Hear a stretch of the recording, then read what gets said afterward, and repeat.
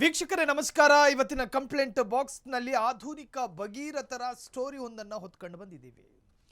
ಬಳ್ಳಾರಿಯಲ್ಲಿ ಕುಡಿಯೋ ನೀರಿಗೆ ಹಾಹಾಕಾರ ಶುರುವಾದಾಗ ಅಲ್ಲಿನ ಜನರೇ ತೆಗೆದುಕೊಂಡ ನಿರ್ಧಾರ ಇದೆಯಲ್ಲ, ಇಡೀ ಸರ್ಕಾರಕ್ಕೆ ಮುಜುಗರ ತರಿಸುತ್ತೆ, ಜೊತೆಗೆ ಇಡೀ ನಾಡಿಗೆ ಗೌರವ ತರಿಸುತ್ತೆ. ಇದೇ ಈ ದಿನದ ಕಂಪ್ಲೇಂಟ್ ಬಾಕ್ಸ್. ನಾನು ಸಾಹಿಲ್.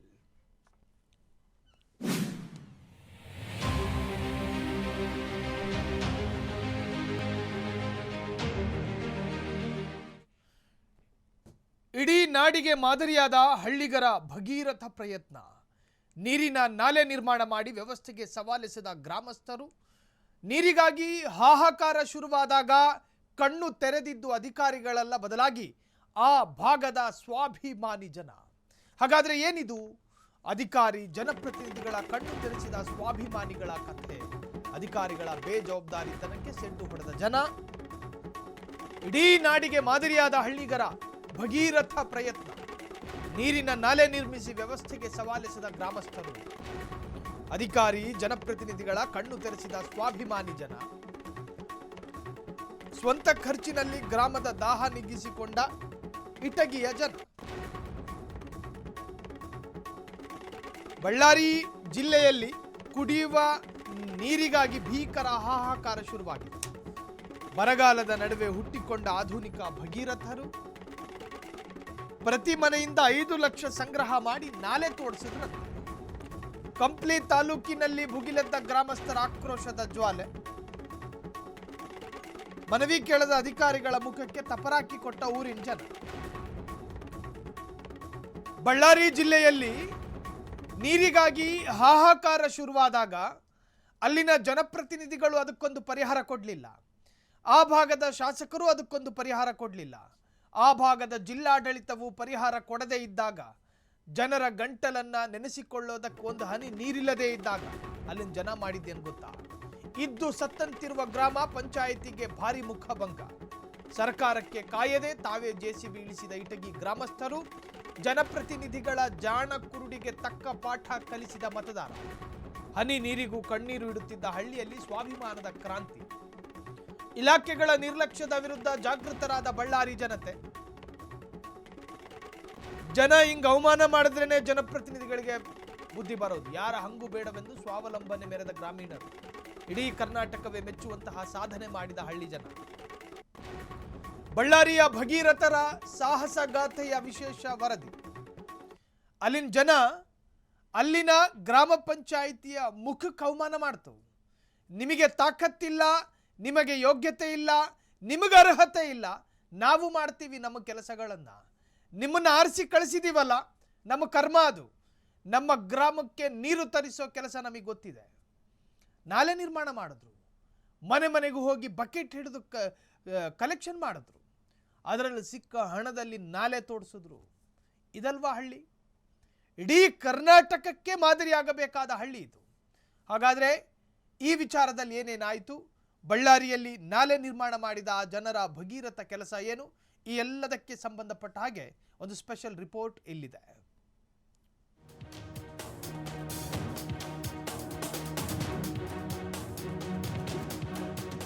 ಹೌದು, ರಾಜ್ಯದಲ್ಲಿ ಬರ ಪರಿಸ್ಥಿತಿ ಆವರಿಸಿದೆ. ಗಣಿ ಜಿಲ್ಲೆ ಬಳ್ಳಾರಿಯ ಕಂಪ್ಲಿ ತಾಲೂಕಿನ ಸಾಣಪುರ ಗ್ರಾಮ ಪಂಚಾಯಿತಿ ವ್ಯಾಪ್ತಿಯ ಇಟಗಿ ಗ್ರಾಮದಲ್ಲಿ ನೀರಿನ ಸಮಸ್ಯೆ ಮಿತಿ ಮೀರಿದೆ. ಗ್ರಾಮ ಪಂಚಾಯಿತಿಯಿಂದ ಅಳವಡಿಸಿರುವಂತಹ ಮೋಟಾರ್ಗೆ ನೀರಿನ ಅನುಕೂಲವಿಲ್ಲದೆ ಇರೋದ್ರಿಂದ ಗ್ರಾಮಸ್ಥರಿಗೆ ಕುಡಿಯೋ ನೀರಿನ ಕೊರತೆ ಉಂಟಾಗಿದೆ. ಅಧಿಕಾರಿಗಳು ಜಾಣ ಮೌನ ವಹಿಸಿದ್ದಾರೆ.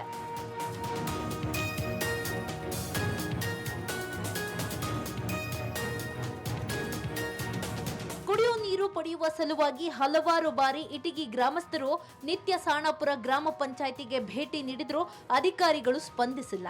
ಇದರಿಂದ ಬೇಸತ್ತ ಇಟಗಿ ಗ್ರಾಮಸ್ಥರು ಪ್ರತಿ ಮನೆಯಿಂದ ಹಣ ಸಂಗ್ರಹಿಸಿದ್ದಾರೆ. ಹೀಗೆ ಸಂಗ್ರಹಿಸಿದ ಒಟ್ಟು 5 ಲಕ್ಷ ರೂಪಾಯಿಯ ಹಣದಿಂದ ಕುಡಿಯೋ ನೀರಿಗೆ ಸ್ವಂತ ನಾಲೆಯನ್ನ ಜೆಸಿಬಿ ಸಹಾಯದಿಂದ ನಿರ್ಮಿಸುತ್ತಿದ್ದಾರೆ. ಗ್ರಾಮ ಪಂಚಾಯಿತಿ ಅಧಿಕಾರಿಗಳು ಇದ್ದು ಸತ್ತಂತೆ ಎಂದು ಗ್ರಾಮಸ್ಥರು ಆಕ್ರೋಶ ಹೊರಹಾಕಿದ್ದಾರೆ.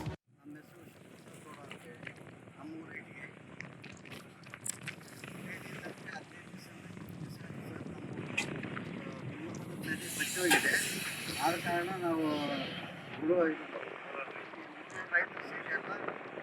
ಪಟ್ಟಿ ಇಟ್ಕೊಂಡು 5 ರಿಂದ 6 ಲಕ್ಷ ರೂಪಾಯಿ ದೇಣಿಗೆ ಮಾಡಿ ಕುಡಿಯೋಕ್ಕೆ ನೀರು ಅನುಕೂಲ ಮಾಡಿಕೊಡ್ತೀವಿ. ಪಕ್ಷಿ ಜಾನುವಾರುಗಳಿಗಾಗಿ ನೀರು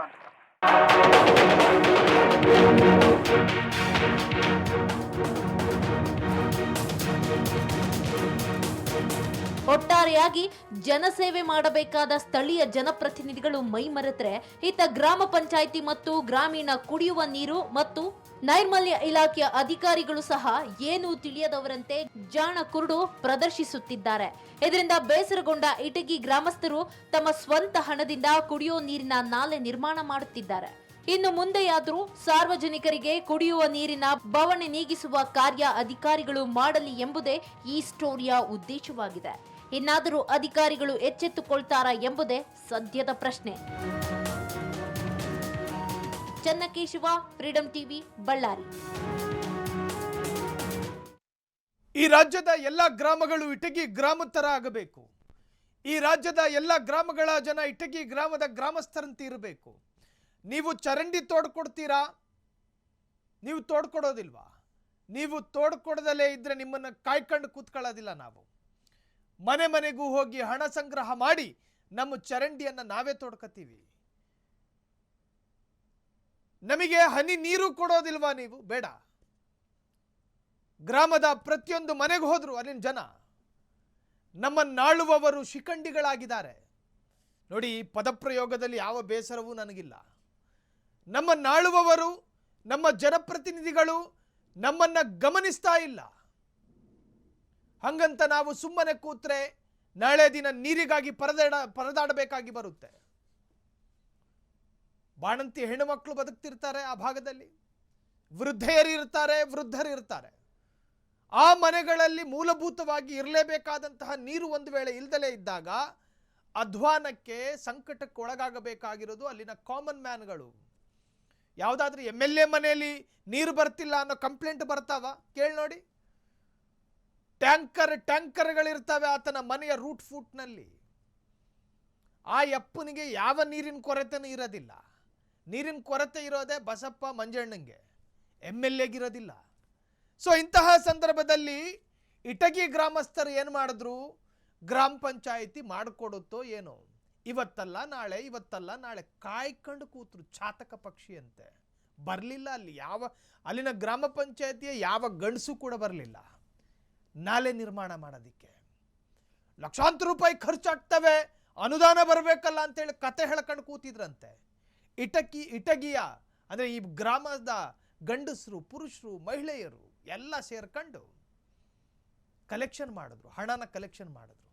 ಉಳ್ಳವರು ಕೊಟ್ಟರು, ಇಲ್ದಲೇ ಇರೋರು ಕೊಟ್ಟರು, ಕೈಲಾದಷ್ಟು ಕೊಟ್ಟರು,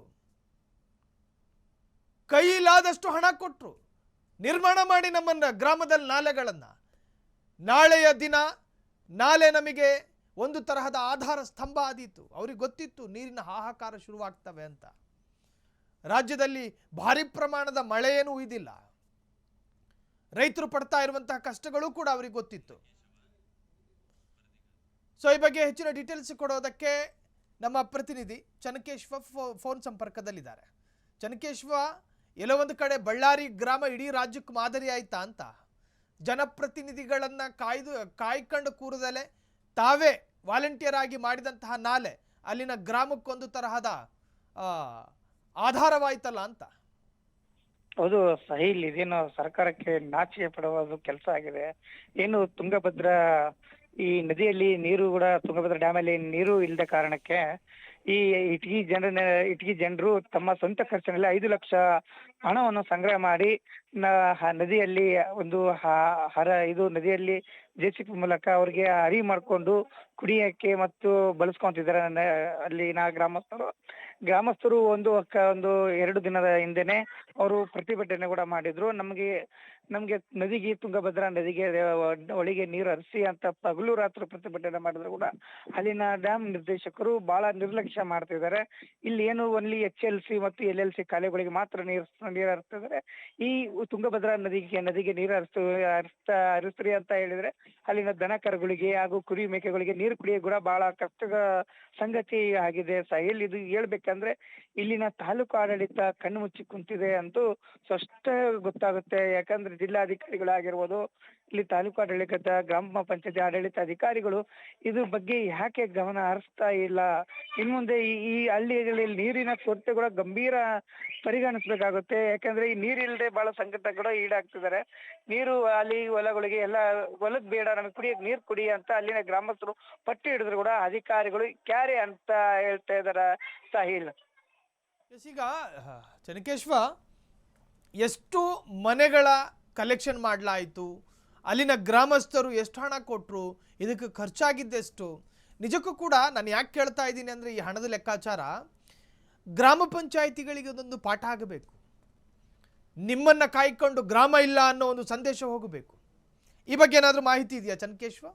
ಹೌದು ಸಾಹಿಲ್, ಅಲ್ಲಿ ಇಟಗಿ ಗ್ರಾಮದಲ್ಲಿ ಸಣಾಪುರ ಗ್ರಾಮ ಪಂಚಾಯತಿ ವ್ಯಾಪ್ತಿ ಬರ್ತಾ ಇರುವ ಇಟಗಿ ಗ್ರಾಮದಲ್ಲಿ ಸುಮಾರು ಒಂದು 1500 ಮನೆಗಳು ಇದಾವೆ. 500 ಮನೆಗೆ ಅಷ್ಟು ಅಂತ ಒಂದು ಟೇನ್ಗೆ ಕೊಟ್ಟು 5 ಲಕ್ಷ ಟೇನ್ಗೆ ಸಂಗ್ರಹ ಮಾಡಿ ಅಲ್ಲಿ ರೈತರು ನಮ್ಮ ಕುಡಿಯೋ ನೀರಿನ ಬರಗಾಲ ಬರಬಾರ್ದು, ನಮ್ಮೂರಿಗೆ ನಮ್ಗೆ ನೀರು ಇದ್ರೆ ನಮ್ಗೆ ಉತ್ತಮ ಆಗುತ್ತೆ ಅಂತ ಅಲ್ಲಿನ ರೈತರು ಕೂಡ ಪಟ್ಟು ಹಿಡಿದ್ರು. ಅಲ್ಲಿ ಸಾರ್ವಜನಿಕರಿಗೆ ಮೊನ್ನೆಯಿಂದ ಏನು ನೀರು ಹರಿಯಲ್ಲದೆ ನೀರನ್ನು ಕುಡಿಯೋ ಕೂಡ ಅನುಕೂಲ ಮಾಡಿಕೊಟ್ಟಿದ್ದಾರೆ. ಈ ಪಂಚಾಯತಿ ಅಧಿಕಾರಿಗಳು ಅಲ್ಲಿ ಸ್ಥಳಕ್ಕೆ ಕೂಡ ಬಂದಿಲ್ಲ. ಅಲ್ಲಿ ಸಾರ್ವಜನಿಕರು ಯಾವುದೇ ರೀತಿ ನಿಮಗೆ ನೀರು ಬೇಕಾ ಬೇಡ ಅಂತ ಕೇಳಿಲ್ಲ. ಅಲ್ಲಿ ನಮಗೆ ಕೇಳಿದ್ರು ನಮ್ಮ ಮೇಲೆ ವಜೆ ಎಲ್ಲಿ ಬರುತ್ತೆ, ಇದು ನಾವೇ ಯಾಕೆ ಮಾಡಿಕೊಡ್ಬೇಕಂತ ಅಲ್ಲಿನ ಗ್ರಾಮ ಪಂಚಾಯತಿ ಅಧಿಕಾರಿಗಳು ಮೌನಕ್ಕೆ ಈಡಾಗಿದ್ದಾರೆ. ಎಸ್, ಹಾಗೆ ಇರಿ, ಸಂಪರ್ಕದಲ್ಲೇ ಇರಿ. ಈ ಸಂದರ್ಭದಲ್ಲಿ ಕರ್ನಾಟಕ ಹಸಿರು ಸೇನೆ, ರೈತ ಹಸಿರು ಸೇನೆ ಸಂಘದ ಏನು ಮುಖಂಡರು ಗಂಗಾಧರಿಗೆ ಫೋನ್ ಸಂಪರ್ಕದಲ್ಲಿದ್ದಾರೆ. ಸರ್ ನಮಸ್ಕಾರ.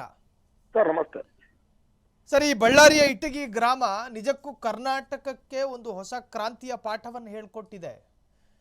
ನಾವು ಜನಪ್ರತಿನಿಧಿಗಳನ್ನು ಆಯ್ಕೆ ಮಾಡಿ ಕಳಿಸಿರ್ತೀವಿ ವಿಧಾನಸೌಧಕ್ಕೋ ಪಾರ್ಲಿಮೆಂಟಿಗೋ, ಅಥವಾ ನಮ್ಮ ಗ್ರಾಮವನ್ನು ಉದ್ಧಾರ ಮಾಡಲಿ ಅಂತ ಹೇಳಿ ಗ್ರಾಮ ಪಂಚಾಯತಿ ವ್ಯವಸ್ಥೆಗಳು ನಮ್ಮ ಭಾರತದಲ್ಲಿದ್ದಾವೆ. ಆದ್ರೆ ಅವರನ್ನ ಕಾಯದೆ ಅವರ ವಿಳಂಬ ಧೋರಣೆಗೆ ಸೆಡ್ಡು ಹೊಡೆದು ನಿಂತಿರುವಂತಹದ್ದು ಈ ಗ್ರಾಮದ ಈ ಸಾಧನೆ ಬಗ್ಗೆ ಏನು ಹೇಳ್ತೀರಿ ಸರ್?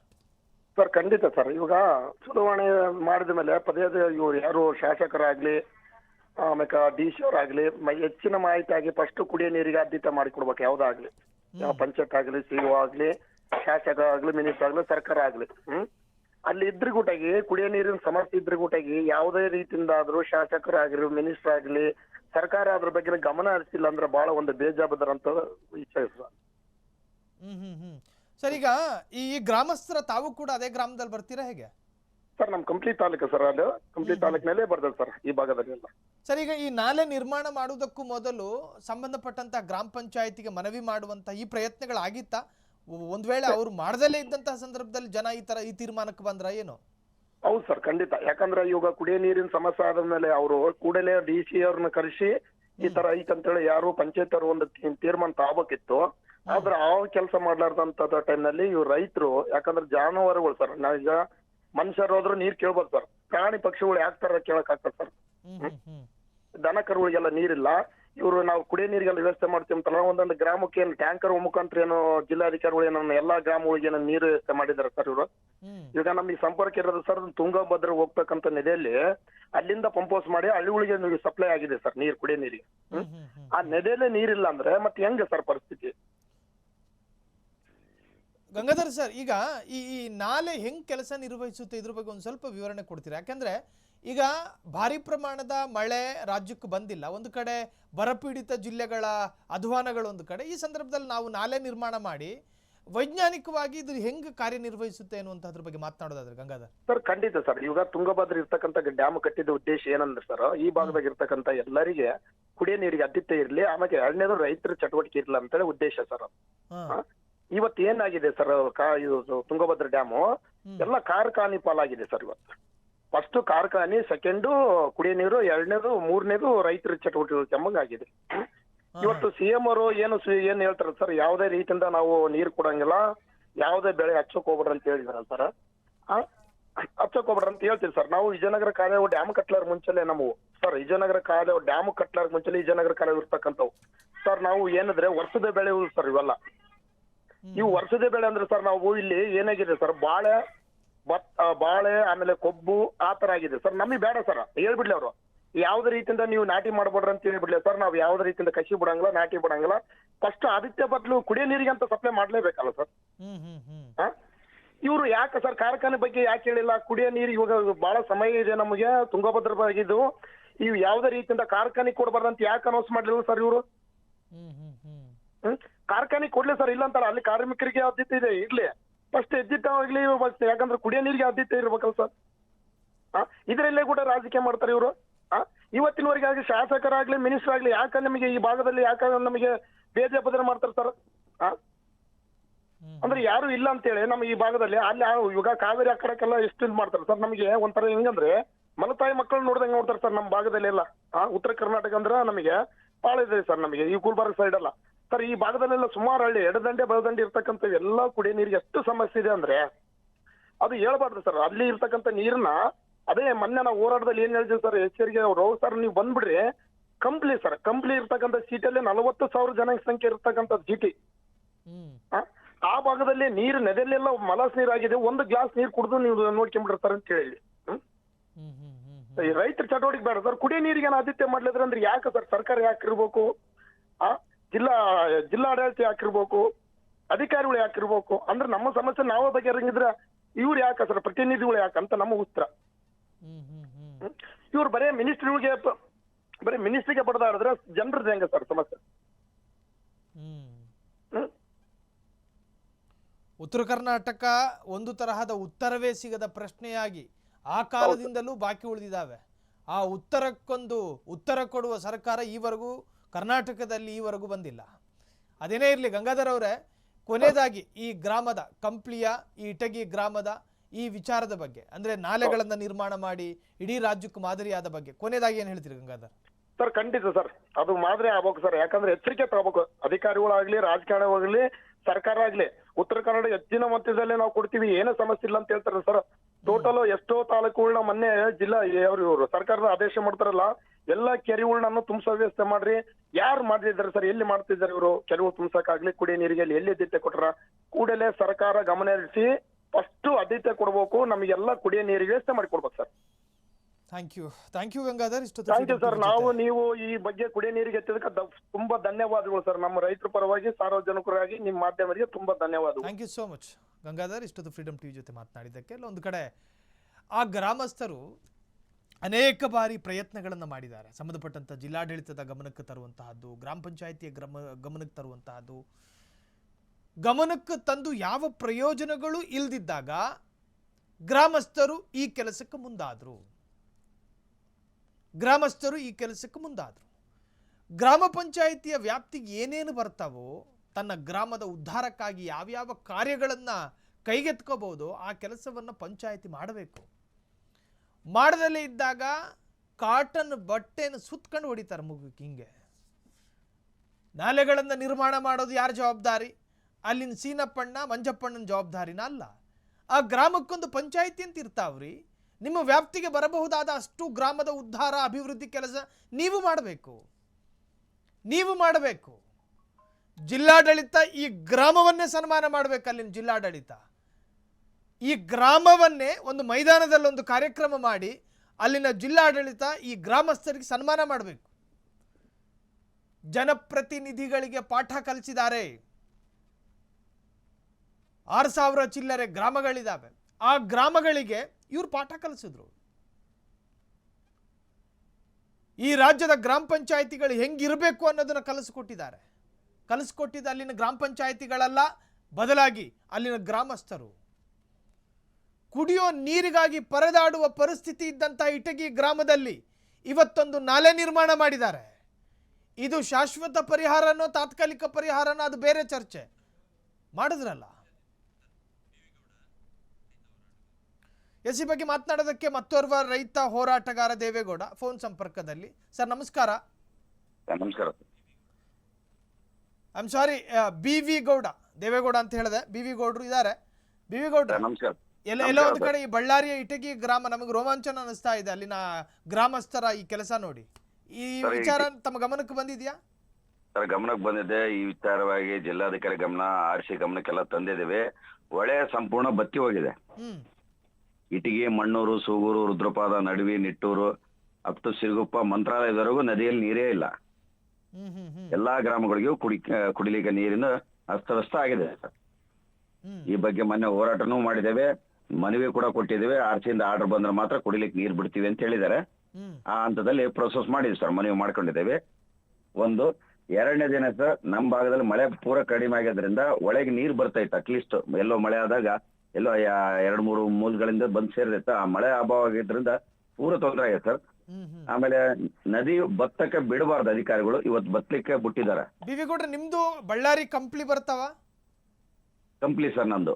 ಈ ಕಂಪ್ಲಿ ಇಟಗಿ ಭಾಗನು ನಿಮ್ಮ ಹತ್ತಿರದ ಪ್ರದೇಶನ? ಹೌದು ಸರ್, ಕಂಪ್ಲಿ ಆದ್ಮೇಲೆ ಸಣಾಪುರ, ಇಟಗಿ ಅಪ್ ಟು ಸಿರುಗುಪ್ಪವರೆಗೆ ಎಲ್ಲಾ ನದಿ ಪಾತ್ರದ ಗ್ರಾಮಗಳು ಏನ್ ಬರ್ತಾವ. ನನಗೆ ಆರಂಭದಲ್ಲಿ ಈ ಇಟಗಿಯ ಗ್ರಾಮಸ್ಥರು ಏನು ಈ ನಾಲೆ ನಿರ್ಮಾಣ ಮಾಡಿದ್ರಲ್ಲ, ಈ ಬಗ್ಗೆ ಮಾತನಾಡ್ತಾ ನಾವು ಮುಂದಕ್ಕೆ ಒಂದಷ್ಟು ವಿಚಾರಗಳ ಬಗ್ಗೆ ಮಾತನಾಡೋದಿದೆ.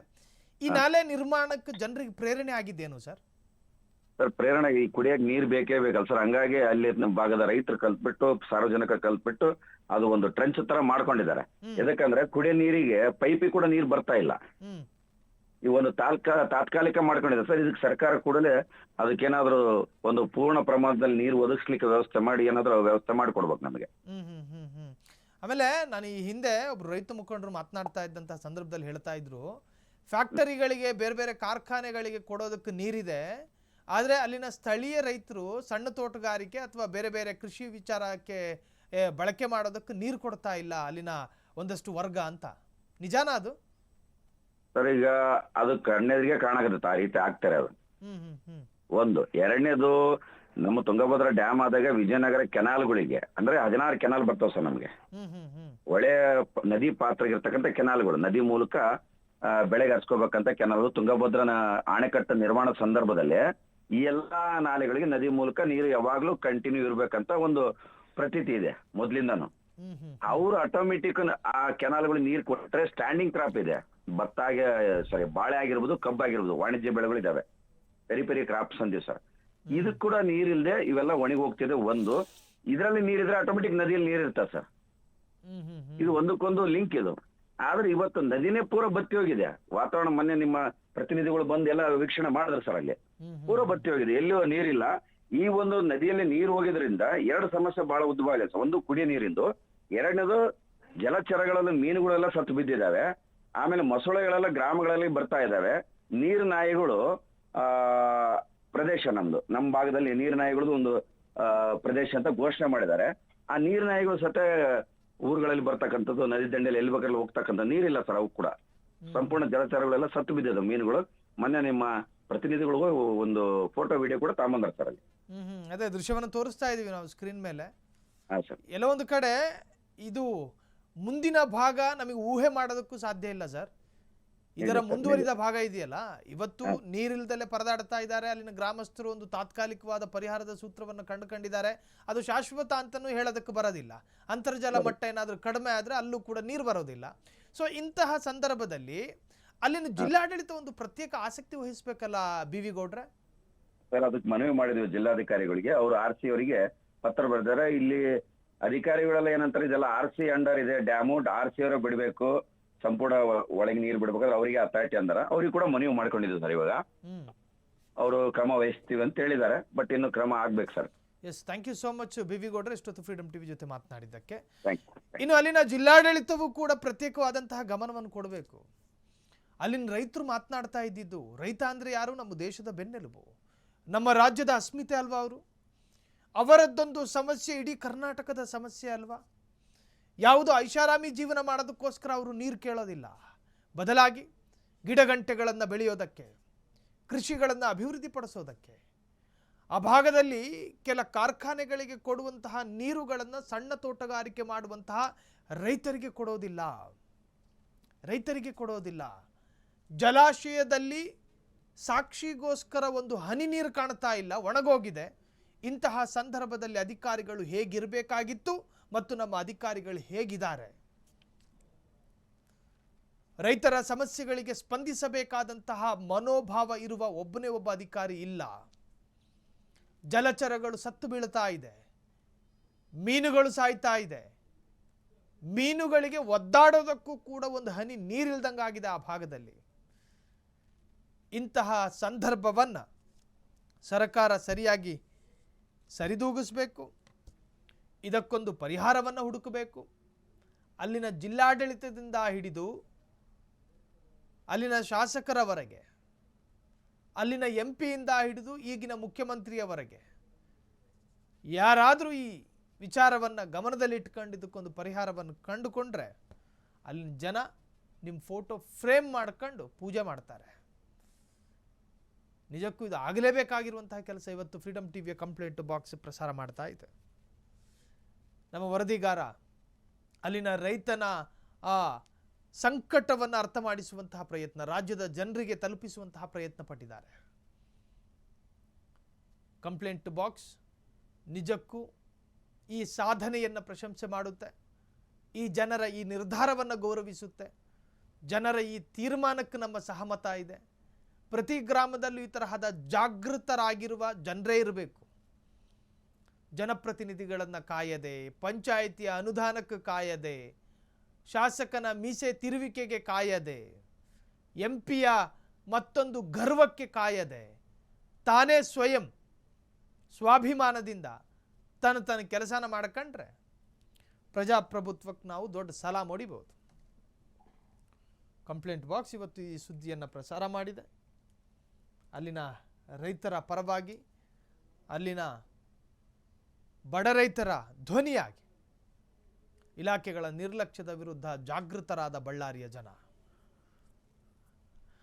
ಬಳ್ಳಾರಿ ಜನಕ್ಕೆ ಕಂಪ್ಲೇಂಟ್ ಬಾಕ್ಸ್ ಒಂದು ಸಲಾಮ್ ಹೊಡಿತಾ ಇದೆ. ಯಾರ ಹಂಗೂ ಬೇಡವೆಂದು ಸ್ವಾವಲಂಬನೆಯ ಜೀವನ, ಸ್ವಾವಲಂಬನೆಯ ತೀರ್ಮಾನ, ಭಗೀರಥರ ಸಾಹಸಗಾಥೆಗೆ ನಿಜಕ್ಕೂ ಸಲಾಮ್. ಜೊತೆಗೆ ನಮ್ಮ ವರದಿಗಾರ ಈ ಪ್ರತ್ಯೇಕ ಸುದ್ದಿಯನ್ನು ಹೆಕ್ಕಿದ್ದಕ್ಕೂ ಕೂಡ ಫ್ರೀಡಮ್ ಟಿವಿಯ ಕಂಪ್ಲೇಂಟ್ ಬಾಕ್ಸ್ ಪ್ರಶಂಸೆಯನ್ನು ಮಾಡ್ತಾ ಇದೆ.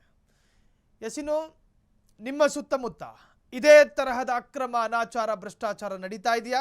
ನೀವು ಕೂಡ ಫ್ರೀಡಮ್ ಟಿವಿಯ ಕಂಪ್ಲೇಂಟ್ ಬಾಕ್ಸ್ಗೆ ದೂರು ದಾಖಲು ಮಾಡಬಹುದು.